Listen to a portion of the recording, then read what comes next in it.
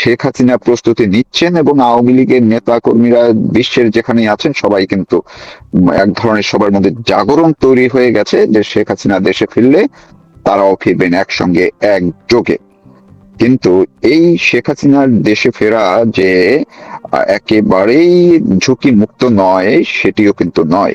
আর অনেক ধরনের দেশি বিদেশি ঝুঁকি নিয়েই শেখ হাসিনা দেশে ফিরবেন, এটি বাস্তবতা। কি ঝুঁকিগুলো আছে দেশে এবং বিদেশে, কত ধরনের ঝুঁকি বা ইতিহাস কি বলে, এই প্রেক্ষাপট নিয়ে ইতিমধ্যেই আমাদের বাংলাদেশ সরকারের সাবেক পররাষ্ট্রমন্ত্রী অধ্যাপক ডক্টর A.K. আব্দুল মোমেন তিনি একটি আর্টিকেল লিখেছেন। সেই আর্টিকেলটি ধরেই মূলত আমি তাকে রিকোয়েস্ট করেছি আমাকে একটু সময় দেওয়ার জন্য। আজকে তিনি সময় দিয়েছেন, আমি আপনাকে অনেক কৃতজ্ঞতা ধন্যবাদ জানাচ্ছি।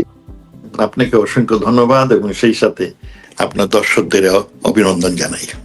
জি, আপনি আর্টিকেলটিতে শেখ হাসিনার ফেরা এবং অনেক ধরনের যে ঝুঁকির বিষয়গুলো লিখেছেন, আপনি যদি একটু ছোট করে, কারণ অত বিস্তারিত আলোচনা বোধহয় অত সময় হয়তো আমরা পাবো না, তারপরেও আপনার কাছে মোটা দাগে কি মনে হয়, আমি ঝুঁকিতে যাওয়ার আগে যে শেখ হাসিনা যখন বললেন তিনি দেশে ফিরবেনই, ফাঁসির মঞ্চ রেডি রাখতে বললেন, যা কিছু হোক ফিরবেন, তার যে এই যে সাহসের একটা বার্তা তিনি দিয়ে ফেললেন আন্তর্জাতিক মিডিয়ায়, এইটাকে আপনি কিভাবে দেখছেন যে আন্তর্জাতিক বিশ্ব এবং আন্তর্জাতিক মিডিয়া এত গুরুত্ব কেন দিল? ছোট করে যদি আগে একটু এটা বলেন। আপনার শেখ হাসিনা যেটা বলেন এটা করেন। আপনার মনে আছে 2008-এ তাকে বিভিন্ন ভাবে দেশে যাওয়া বন্ধ করার চেষ্টা করে সেই তৎকালীন অন্তর্বর্তী সরকার, কিন্তু উনি দেশে যান এবং যা বলেন তাই করেন। তা আমার বিশ্বাস এইবারে উনি যাবেন, তবে ঝুঁকি আছে। ঝুঁকি শুধু উনার জন্য না, ঝুঁকি সরকারের জন্য। আমি আমার প্রবন্ধে লিখেছিলাম যে আমি 1980 সালের প্রথম দিকে এইখানে হার্ভার্ড ইউনিভার্সিটির একটি ইনস্টিটিউটে কাজ করতাম এবং আমার সাথে আমার একই ফ্লোরে আমার পাশের রুমে বসতেন আপনার ফিলিপিনের তৎকালীন আপনার সিনেটর অকিনো। অক্ষিনো নিনয় তাকে ডাকা হতো। তো উনি হঠাৎ করে ঠিক করলেন উনি দেশে যাবেন। তাই আমি বললাম, তুমি হঠাৎ করে দেশে যাবা কেন? বলে, আমার লোকজন আমাকে খুব রিকোয়েস্ট করতেছে বারবার দেশে আসার জন্য। তো উনি দেশে গেলেন। হ্যাঁ, তো দেশে যাওয়ার ফলে আপনার যে জিনিসটা হলো, ওনাকে যাওয়ার পরে পরে এয়ারপোর্টে প্লেনের থেকে নামার সময় গুলি করে মেরে ফেলে। এবং প্রেসিডেন্ট মার্কোস বিরাট ডিক্টেটর, পাওয়ারফুল ডিক্টেটর, উনি ঘোষণা করলেন যে তাকে একটা সিঙ্গল ম্যান, একটা লোক গুলি করে মেরে ফেলেছে, ওয়ান শট। মার্কোস আমেরিকার খুব ঘনিষ্ঠ লোক ছিলেন, আমেরিকানরা তাই খুব প্যাম্পার করত। কিন্তু এটা মারার পরে সারা দেশে আপনার আন্দোলন শুরু হয় এবং 2-3 বছরের মধ্যে আন্দোলন এত বাড়ে, পিপলস পাওয়ার। ওনার ওয়াইফ, যিনি আগে মোটামুটি গৃহবধূ, তিনি আন্দোলনের নেতৃত্ব দেন, সেই আপনার করাজন অকিনো, এবং তিনি পরবর্তীতে মার্কোসকে বিতাড়িত করে ফিলিপিনের প্রেসিডেন্ট হন। তো এই জন্য আমার যেটা হলো, সরকারের জন্য একটা সমস্যা আছে। শেখ হাসিনা বলেছেন দেশে আসবেন, সরকারের জন্য একটি আতঙ্ক এই জন্যে, যদি শেখ হাসিনাকে মেরে ফেলে তাহলে সরকারের স্থায়িত্বটা নিয়ে সন্দেহ, তখন আন্দোলন এমন বাড়বে যে তারেক রহমান বেশি দিন সরকারে টিকবেন না। আমার এটা পাস্ট এক্সপিরিয়েন্স থেকে। যদি ওনার সাথে আমেরিকার দরহম মরহম হয়, মার্কোসের দরহম মরহম ছিল, কিন্তু আমেরিকা সাহস করে নাই সেই মার্কোসকে তার দেশে কিসের এই আপনার আবাসভূমি দিতে। এইরকম কঠিন অবস্থা হয়েছে। আমাদের দেশের সম্ভাবনা এটা উড়িয়ে দেওয়া যায় না। আর আপনার মনে আছে 1981 সালে যখন শেখ হাসিনা আসলেন, লক্ষ লক্ষ লোক তাকে আপনার রিসিভ করলো। ওনার আসার কিছুদিনের মধ্যেই আপনার আর্মির লোকেরাই সেই তারেক রহমানের বাবা জিয়াউর রহমান সাহেবকে গুলি করে মেরে ফেলে, ছিন্ন বিচ্ছিন্ন করে ফেলে। মানে শেখ হাসিনা এর সাথে সম্পৃক্ত না, কিন্তু উনি আসার ফলে অন্যান্য লোকেরা উৎসাহিত হয়। তো এইবারও শেখ হাসিনা যদি আসেন আর আসার পর এরকম বিপুল সমাবেশ হয়, আমার ভয় হয় যে সরকারের স্থায়িত্ব সীমিত হয়ে যাবে। এই জন্যে স্বাভাবিকভাবেই সরকার চিন্তিত, আতঙ্কিত। এই জন্য তারা এটা কিভাবে সামাল দিবেন। আর দ্বিতীয়ত হলো যে যখন জনগণ, এই কেস টেস অনেক আছে, বহু রকম আছে, কিন্তু কেস টেস তো এগুলো সব বানোয়াট। এই যে মিথ্যা কেস এগুলো সবই, আর এই যে ট্রাইব্যুনাল করেছেন ইউনূস সাহেব, এটা তো একটা অবৈধ ট্রাইব্যুনাল। এই যে ক্যাঙ্গারু কোর্ট, আপনার মনে আছে 1969 সালে, আপনার 68 সালে আইয়ুব খান সাহেব কি শক্তিধর পাকিস্তানের president field marshal Ayub Khan বঙ্গবন্ধুর নামে কেস দিলেন, কিন্তু জনতা যখন বিগড়ায় যায়, আন্দোলন শুরু করে, ওই সব মার্শাল ফিল্ড মার্শাল সব ধ্বংস হয়ে যায়। আইয়ুব খান বাধ্য হয়ে বিনা আপনার শর্তে বঙ্গবন্ধুকে আপনারা আমি লালপিন্ডিতে দাওয়াত দিলেন, আর্ট রাউন্ড টেবিল কনফারেন্সে। আমার সুযোগ হয়েছিল তখন বঙ্গবন্ধুর সাথে ঘনিষ্ঠতার। আর বাংলার মানুষ তাকে জেল থেকে, জেলের তালা ভেঙ্গে শেখ মুজিবকে বের করে নিয়ে আসলো। এবারও এমন হতে পারে যে শেখ হাসিনা আসার পরে এই কেসটাই সব উবড়ে যাবে, আর জনগণ শেখ হাসিনাকে জাতীয় নেত্রী হিসাবে গ্রহণ করবে। সুতরাং সরকারের ভয় আছে। তবে শেখ হাসিনার ভয় হলো, শেখ হাসিনা কিন্তু মৃত্যুর ভয় করেন না, কারণ উনি আল্লাহ বিশ্বাস করেন। উনি সবসময় বলেন যে আমার একদিন না একদিন তো মৃত্যু হবেই। তবে উনি মৃত্যু বাপের মতোই, বাপও বলছিলেন যে আমাকে যদি মেরেই ফেলো, বাংলার ভূমে আমাকে পাঠাবে যখন আমার ওখানে কবর হয়। আর শেখ হাসিনা সেই শেখের বেটি, সুতরাং উনি মারা যাবে ওনার 78 বছর বয়স, আর খুব নিশ্চয়ই উনি বলবেন যে আমি আমার দেশে গিয়ে মরবো, যদি মারেই ফেলে আমি দেশে মরবো, এবং দেশে মরলে বীরের মতো মরলেন। এবং Sheikh Hasina will take the advantage. কিন্তু ভয়টা হলো যে আপনার পাকিস্তানের আইএসআইরা আছে এখানে ঢাকায়, তারা ওনাকে মারতে চাইবে। আমাদের এই যে ঘুষ খেয়েছে যে ছেলেপিলেরা, কয়েকটা আপনার এই ব্রেইন ওয়াশড এনসিপির ছেলে, বিদেশি টাকা খেয়ে এই আন্দোলন করেছিল, তার এই এনসিপির ছেলেপিলেগুলো, আর জামাত ইসলামী, ছাত্র শিবির, তারা কিন্তু এক পায়ে দাঁড়িয়ে। জামাত এবং এনসিপি কোনোভাবেই শেখ হাসিনা ফিরে, এই সন্ত্রাসীরা কোনোভাবেই চাইবে না শেখ হাসিনা ফিরে আসুক, কারণ শেখ হাসিনা ফিরে আসলে এদের ভবিষ্যৎ খারাপ, এদের তিলে তিলে বের করে এদের শাস্তি হবে, বিচার হবে। সুতরাং তাদেরও ভয়। আর্মির কিছু লোক যারা ঘুষ খেয়ে আপনার সরকারের বিপক্ষে গিয়েছিল, শেখ হাসিনার সরকারের, তাদের মনেও ভয় আছে, কারণ তারা তো ঘুষ খেয়ে কাজ করেছে, অন্যায় কাজ করেছে, দে আর সাপোর্ট টু প্রোটেক্ট দি গভর্নমেন্টের করেনি। শুন, তাদের মধ্যে একটা ভয়। আবার আর্মির জেনারেল সাহেব বলেছেন যে তিনি জনগণের উপর গুলি মারবেন না। এখন হাজার হাজার যদি আপনার আওয়ামী লীগ সমর্থক এবং নন আওয়ামী লীগের, এখন কিন্তু শেখ হাসিনার সপক্ষে শুধু আওয়ামী লীগ না, আওয়ামী লীগের বাইরেও যারা আগে আওয়ামী লীগ অপছন্দ করতো, তারা এখন মনে করে শেখের সময় আমরা ভালো ছিলাম, শেখ হাসিনাকেই আমরা চাই। সুতরাং ওগুলোকে তিনি মারতে পারবেন কতজন আমি জানি না। শেখ হাসিনার এই মৃত্যু ভয় থাকার কারণ এই সব শয়তানগুলো তাকে মারার চেষ্টা করবে, কিন্তু মারলে আপনার তারিখ জিয়া শেষ।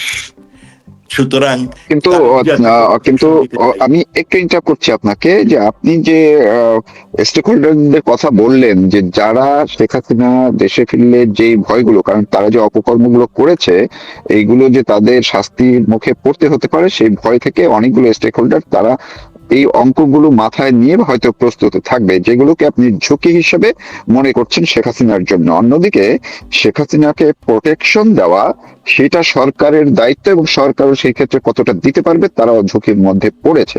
তো আমি যদি আপনার কাছ থেকে একটু জানতে চাই, যে এই যে এটা তো আপনি বললেন দেশের ইকুয়েশন গুলো, পাকিস্তানের কথা একটু বললেন, কিন্তু আন্তর্জাতিক অন্যান্য জায়গাগুলো থেকে সেই ক্ষেত্রে কিংবা ভারতের কথা যদি বলি, শেখ হাসিনা যখন দেশে ফিরবেন সেই সব জায়গা থেকে শেখ হাসিনার নিরাপত্তাটা নিশ্চিত করার ক্ষেত্রে তাদের কোনো ভূমিকা থাকবে কিনা? আমি মনে করি যে আন্তর্জাতিক মহলেরও একটা দায়িত্ব আছে। আপনার দেখেন, বঙ্গবন্ধুকে পাকিস্তান সরকার ফাঁসি দিতে পারেনি, মূলত একটি হচ্ছে ইন্দিরা গান্ধী দুনিয়ার সব বড় বড় ক্যাপিটালে তখন প্রচারণা করেছিলেন যে বঙ্গবন্ধুর যাতে জীবন রক্ষা হয়। আর একই সাথে ব্রিটিশ প্রধানমন্ত্রী এডওয়ার্ড হিথ তখন পাকিস্তান সরকার কড়া হুকুম দিয়েছিলেন যে খবরদার এই কিসের ফাইটারকে, বাংলার জনগণের প্রতিনিধিকে তোমরা ফাঁসি দিতে পারবে না। তো পাকিস্তান সরকার সাহস করে নাই। তবে যখন অকিন্ন গেলেন দেশে, এই আমেরিকান সরকার কোনো রকমের প্রোটেকশন দেয়নি। পরবর্তীতে তারা তাকে সহায়তা করেছে, তার মৃত্যুর পর তার বউকে সহায়তা করেছে। আমি মনে করি যে এই মুহূর্তে আমেরিকান সরকার একটা দায়িত্ব আছে, শুধু আমেরিকান না, পৃথিবীর বড় বড় ক্যাপিটালের বড় বড় নেতাদের একটা দায়িত্ব আছে যে শেখ হাসিনার মতো একটা রাষ্ট্রনায়ক, যিনি সেই দেশের চেহারা বদলাই ফেলেছেন, একটা তোলাবিহীন জড়িকে একটা উন্নতশীল রাষ্ট্রের কিছুটা স্বাদ আস্বাদনে সহায়তা করে, যেটাকে প্রুভেন আপনার ফ্যাক্ট। এইরকম মহানায়ককে তারা they have a responsibility to protect, সুতরাং তাদেরও একটা উদ্যোগ নিতে হবে। আমি মনে করি এই কয়েক মাসে আমার ধারণা যে আন্তর্জাতিক মহলে এই নিয়ে, এবং UN, they should take also responsibility, যে শেখ হাসিনাকে টিকে রাখতে হবে, তাকে কোনোভাবেই আপনার এই যাতে আত্মাতে হতে নিহত না হয় তার ব্যবস্থা করতে। কারণ নিহত হওয়ার মানে হচ্ছে যে সরকারের পতন, আর সেই সাথে সারা বাংলাদেশে যে কি হবে, কি ধরনের বিশৃঙ্খলা সৃষ্টি হবে, I don't know, I can't foresee. তবে আমার মনে হয় যে বাংলাদেশে আপনার স্থিতিশীলতা বহুদিনের ধ্বংস হয়ে যাবে। সেই সব কারণে যে আমেরিকা ওই সব এলাকায় কিছু আধিপত্য বিস্তার করতে চায়, তাহলে তারা শেখ হাসিনাকে আপনার টিকে রাখার জন্য ব্যবস্থা গ্রহণ করবে, এবং তখন বাধ্য হয়ে এই তারিক জিয়া সরকার বিভিন্ন রকম সমঝোতে আসতে পারেন। তবে শেখ হাসিনার এই যে ঘোষণা, এবং ঘোষণা কোথায় দিয়েছেন, বাংলাদেশ সরকার সব মিডিয়াকে বলেছে শেখ হাসিনার এই ঘোষণাটা কোনোভাবেই প্রচার করা যাবে না। তা সত্ত্বেও রয়টারের কারণে শুনেছি যে প্রায় 100টা মিডিয়া, এবং আমরা সোশ্যাল মিডিয়াতে দেখতে এই নিয়ে তুলপাড় শুরু হয়েছে। সুতরাং এইটা একটা যুগান্তকারী আপনার পদক্ষেপ শেখ হাসিনা নিয়েছেন, এবং আমার মনে হয় এতে তিনি আপনার সফলকাম হবেন, এবং বাংলার ভবিষ্যৎ তাতে উজ্জ্বল হবে বলে মনে হয়। এখন এই যে শেখ হাসিনা যখন এত বছর তিনি একটি রাজনৈতিক দলের নেতৃত্ব দিচ্ছেন, তিনি জাতির জনকের কন্যা, তিনি প্রধানমন্ত্রী ছিলেন এত বছর, তো সবকিছু মিলে এই যে ঝুঁকিগুলো, নিশ্চয়ই তিনিও এই ঝুঁকিগুলো তার মাথায় তো থাকার কথা, না থাকার কথা না। তো তিনি যখন সিদ্ধান্ত নিয়েছেন, তিনি যতই আপনি বারবার বলেছেন এবং আমরাও জানি যে তিনি যেটি বলেন সেটি করেন, যতই ঝুঁকি থাকুক, কিন্তু ঝুঁকি মোকাবেলার ক্ষেত্রে তার নিজের জায়গা থেকে এবং দলের জায়গা থেকে তিনি বলেছেন যে নেতা কর্মীদের সবাইকে নিয়ে যাবেন, এবং আমরা যতটুকু আভাস পাচ্ছি তিনি যখন যাবেন 1,00,00,000 মানুষের গ্যাদারিং হবে। তো সেই জায়গায় তিনি তো জনগণের উপরে ভরসা করে যাচ্ছেন। তো নিরাপত্তার বিষয়টা কি তার মাথায় তো অবশ্যই থাকবে, এবং তিনি এগুলো মোকাবেলা করার কিছু কৌশল অবশ্যই নিবেন। আপনার কি মনে হয়? তিনি এক আল্লাহ বিশ্বাস করেন, তিনি মনে করেন উপরওয়ালা আমাকে যা বাঁচিয়ে রেখেছেন, সুতরাং উপরওয়ালাই ওনাকে প্রোটেকশন দেবেন, নাম্বার ওয়ান। আর দ্বিতীয়ত, ওনার মৃত্যু ভয় নাই, কারণ ওনার তো মৃত্যু একদিন না একদিন হবে। যদি ওরা মেরে ফেলে তাহলে তিনি অমর হয়ে গেলেন। সুতরাং ওনার সেই দিক থেকে ওনার ব্যক্তিগত ঝুঁকি কম। তবে আমাদের জন্য, বাকি যারা আওয়ামী লীগের পক্ষের লোক কিংবা দেশমাতৃকায় ভক্ত, আমাদের জন্য ঝুঁকি, কারণ ওনার মৃত্যু হলে পরে আমার বাংলাদেশের ভবিষ্যৎ অন্ধকার হয়ে যাবে। সেই জন্য আমরা চাই ওনার যাতে কোনোভাবে মৃত্যু না হয়, এবং সেই কারণে আমরা আশা করব সরকার, বাংলাদেশ সেনাবাহিনী, এরা সবাই মিলে ওনাকে প্রোটেকশন দেওয়ার জন্য যথোপযুক্ত ব্যবস্থা গ্রহণ করবেন। সরকার দিবে এই জন্যে, কারণ আদারওয়াইজ তারিক যেহেতু একসময় ওনাকে মারতেই চাইছিল। 2004 সালে গ্রেনেড অ্যাটাকে শুধু শেখ হাসিনা সহ আওয়ামী লীগের সব নেতৃবৃন্দকে সে মারতেই চেয়েছিল। 24 জন আওয়ামী লীগের নেতৃবৃন্দ মারা গেছিলেন, 370 জন আপনার আহত হয়েছিলেন, যারা এখনো অনেকেই সারা জীবনের জন্য পঙ্গু হয়ে আছেন। সুতরাং তারিক যে তখন মারতে চাইল, কিন্তু বর্তমানে সরকার প্রধান হওয়ার ফলে তার জন্য কঠিন হয়ে গেছে, সে এখন মারতে পারবে না। যেমন করে পাকিস্তান সরকার বঙ্গবন্ধুকে মারতে পারে নাই, ও মারতে পারবে না, এবং তার দুই দিকেই ঝুঁকি। মারলে তার সমস্যা, তার গদি চলে যাবে, আর না মারলে আপনার এই মানে ওকে হজম করবে কিভাবে, এই সমস্যা তার খুবই। সুতরাং আর শেখ হাসিনা লস করার খুব কম, কারণ উনি বহুদিন ধরে বলতেন যে আমি আর কি করব না, প্রধানমন্ত্রিত্ব করব না, এবং আমার মনে হয় না আগামীতে তিনি সেই দায়িত্ব নিবেন। তবে উনি দেশটাকে বাঁচাতে চান, কারণ বর্তমানে দেশ তো রসাতলে চলে যাচ্ছে।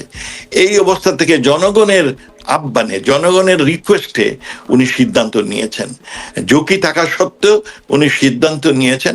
আর ওনার বিশ্বাস জনগণের উপর, আল্লাহর উপর। উনি মনে করেন জনগণ তাকে প্রোটেকশন দিয়ে রাখবে।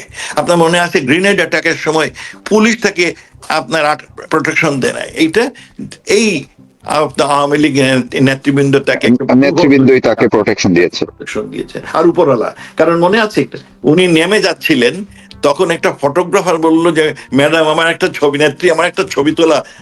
তখন উনি নামলেন না, কিন্তু আপনার কিসের ওয়াইফ, আমাদের প্রেসিডেন্টের ওয়াইফ, উনি নামলেন। উনি নামার সাথে সাথে বম ব্লাস্টে উনি মারা গেলেন। সো উপরওয়ালা ওনাকে প্রোটেক্ট করেছেন, আর জনগণ ওনাকে এখনো তিনি এই উপরওয়ালা আর জনগণের উপর বিশ্বাস রেখেই এই সিদ্ধান্ত নিয়েছেন বলে আমার ধারণা। আমি শেষ একটা প্রশ্ন আপনার কাছে একটু করতে চাই। এই যে বাংলাদেশের সরকারের যারা চিফ প্রসিকিউটর সহ কেউ কেউ বলার চেষ্টা করছেন যে বন্দি বিনিময় চুক্তির আওতায় শেখ হাসিনাকে দেশে পাঠাতে হবে, কিন্তু তিনি তো ভারতে তো বন্দি নন, তিনি তো রাষ্ট্রীয় অতিথি হিসাবে আছেন। আবার তিনি যে বাংলাদেশ থেকে তাকে যে সেনাবাহিনী প্রোটোকল দিয়ে ভারতে দিয়ে গেল, সেটাও তো তখন কোনো ভিসা ইমিগ্রেশনের ব্যাপার ছিল না।